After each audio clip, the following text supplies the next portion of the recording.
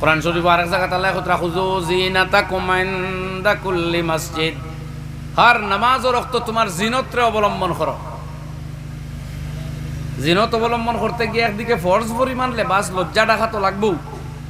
ওলামায়ে হতে আরো বাড়াও, পুরুষও যদি তেতুয়া লম্বা টাইপের কাপড় পরিধান করো, ভিতরে গেঞ্জি এগো আছে, উপরে আরেক কাপড়, এর উপরে টুপি মাথাত লাগাও, পারলে ফাগড়ি এমামা পরিধান করো, আরো সওয়াব বাড়িব, সৌন্দর্য আরো বাড়িব, ইস্তেহবাব আর ইস্তেহসান আরো বাড়িব।